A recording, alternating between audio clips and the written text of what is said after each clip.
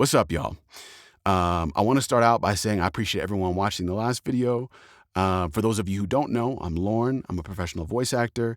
I also go by Trey in my personal life. Most people call me that, so you can call me either one, whatever you want. But thank you again for watching the previous one. This may not reach as many people because I'm not going to be sending it out. But yeah, I wanted to send out. There's a few things I wanted to talk about. Um, the first one, I have a question for people. If you have any thoughts about editing software for videos that may be free, because this isn't something that's like full time for me. This is something I'm just doing to be creative. So I'm not trying to drop, if it's free 99, if it's for free, it's for me. Um, so uh, Editing software that you think might be helpful. I'm keeping this camera because I use this for work with sessions with clients. So I'm not getting anything wild like, you know, anything that's like 4K quite yet. And anything for lights that might help. This is a small booth. It might be difficult for people to see, but this is as far as my arms go up. That's as far as they're going. This is as far as my arms go out. It's enough space for me to act, but I can't be putting lights in here like that. And these lights can't be too bright facing my eyeballs because I need to read for my scripts. But any suggestions for small lights that might make a difference where I can place my camera, I would love to hear. If you know me personally, send me a text or call me. If you don't know me personally and you have thoughts and this is important to you and you want to help someone like me, please put it in the comments because that stuff really helps. So a few things I want to talk about. The most important thing, Black History Month.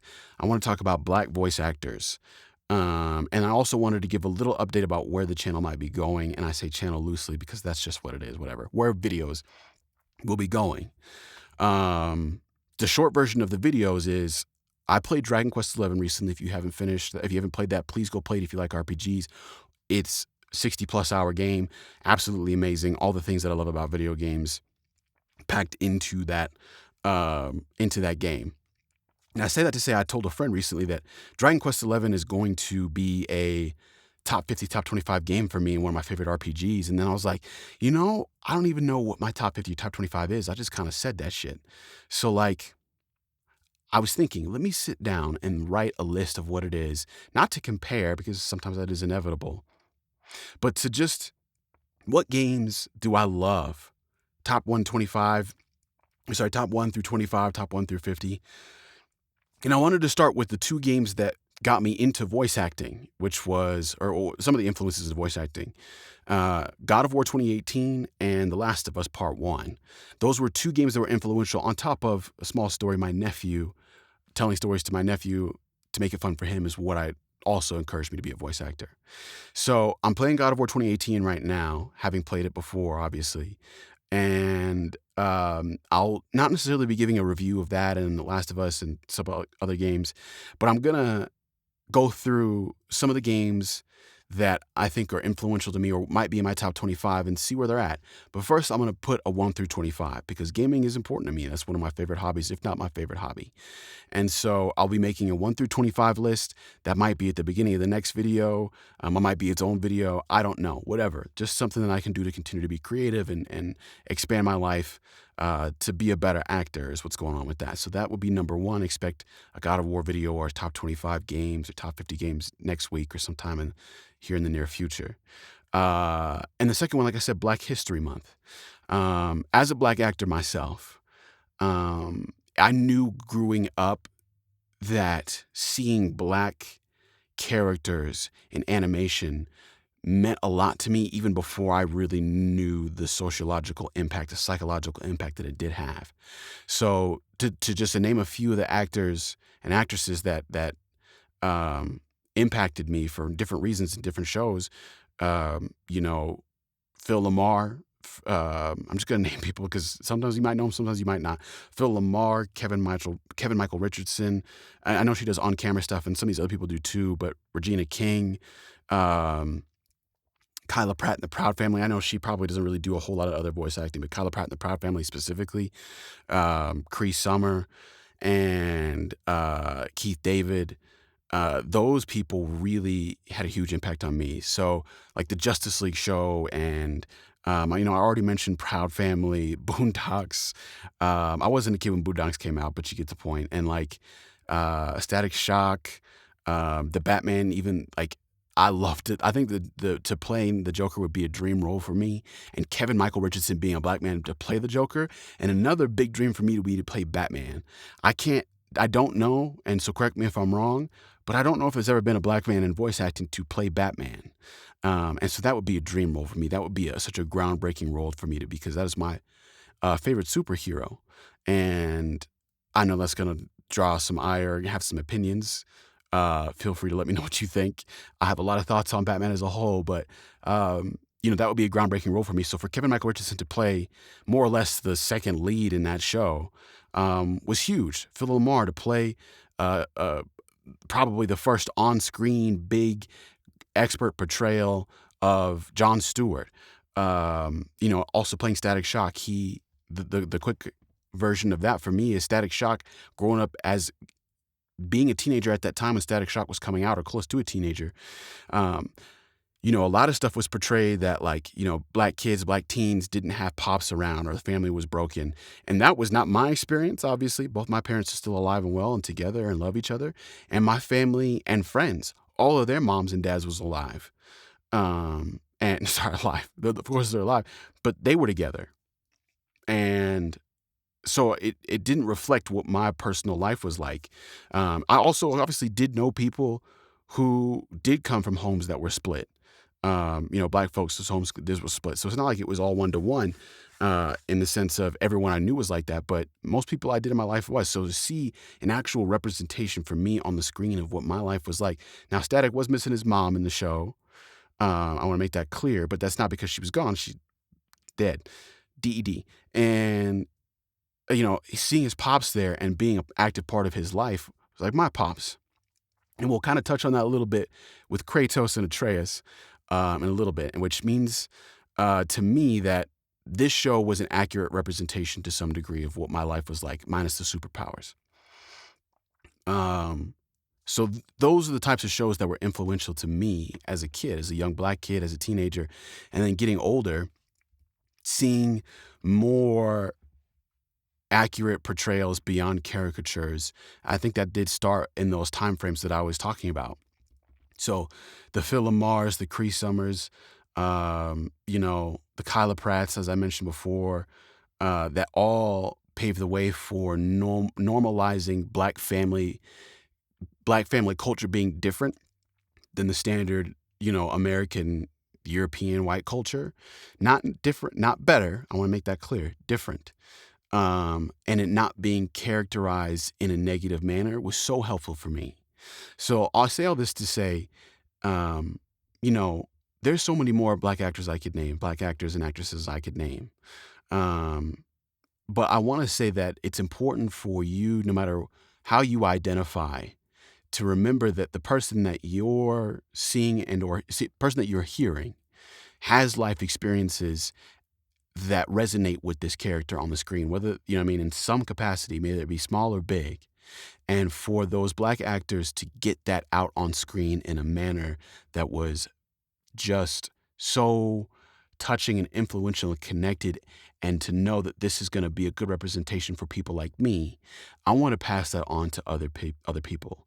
For those of you who may watch the last video or know me personally now, I have a kid coming. So again, we might go with the Kratos Atreus thing, depending on if it's a boy or a girl. But I want to pass that on to another generation so that another set of kids can feel seen and feel represented and feel heard and not feel like a caricature and not feel like some of the worst parts of their life are played up for laughs and not all the negative things that have come with being potentially a black actor and a black voice actor in the space to constantly make you feel like you need to put on something.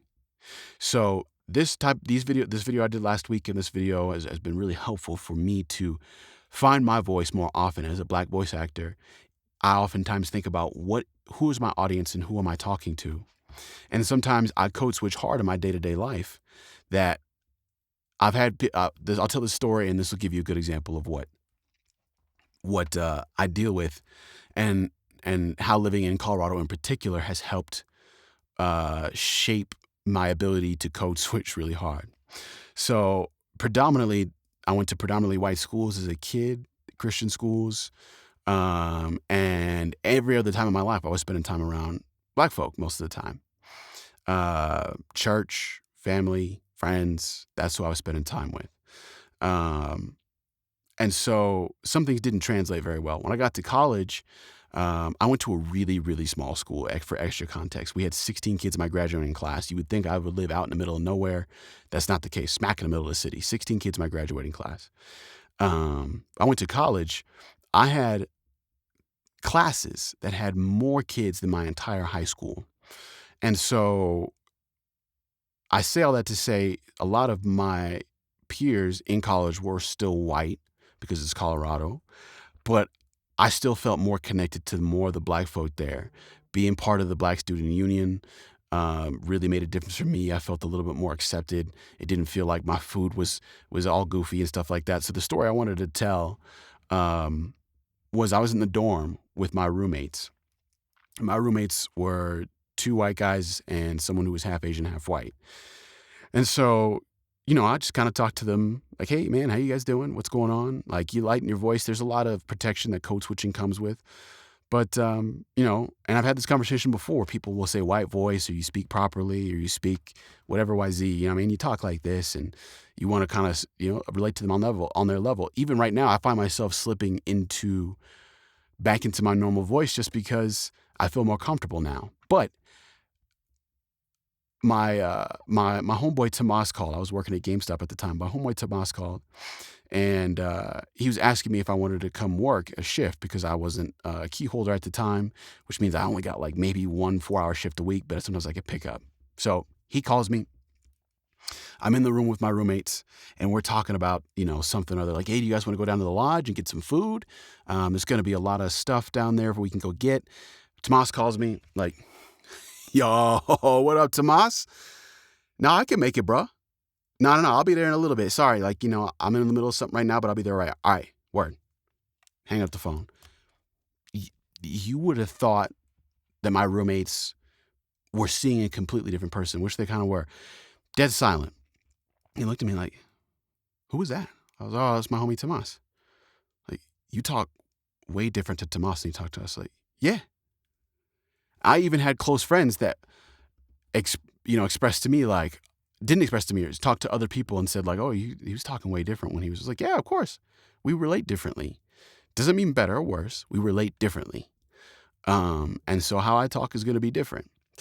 So I say all that to say that is what the importance of having authentic, connected Black actors and actresses be a part of stories that are reflective of their real lives. I know that was really jumbled and chopped up, but you get my point. Because they touch people like me, and I want to pass that on, as I mentioned before. So I need to start working harder. For those of you who don't know, I have trained, probably not many people know, but I've trained with Catherine Cavadini. She voiced one of the Powerpuff Girls. She's done a lot of other stuff over the course of her career, and she was a great teacher, a great coach for animation. And, she helped me find my voice for a lot of these characters that I was working on for a long period of time. And I think it's important to just remember that I need to do more training. I need to get a little bit more comfortable with my voice and comfortable with being me and going higher than I think I need to go for acting, in the sense of like, go big, don't play it safe. And sometimes playing it safe means playing it for a wide audience. Not in the sense of like, shuck and jive or anything like that, but like play it for a wide audience because that's who's going to be listening. And we don't want to, we don't want to get too wild. So I think that that's bullshit. I should be stopped. I need to be doing a better job of being me and play to what I'm speaking to from the voice acting perspective. What I'm speaking to is a Black man is going to influence my reads. And so stuff like this video and the other videos I'll be doing have been really helpful. So again, if this doesn't reach anybody, no big deal. These are for me mostly. If it reaches one person, know you have a safe space to talk to me. Whether that's in person, whether that's on the phone, text, call me, comments, whatever. Just let me know. I appreciate you listening again. Again, remember to remind me of any software, lights, anything that might be helpful technical to keep these videos at least somewhat reasonable. Because yeah, I might start adding in, like, I don't want to just be yapping about God of War and no visuals. I think that's important. No background music. I think that stuff can be important. But for now, this is where we're at. Please just let me know, and I appreciate y'all.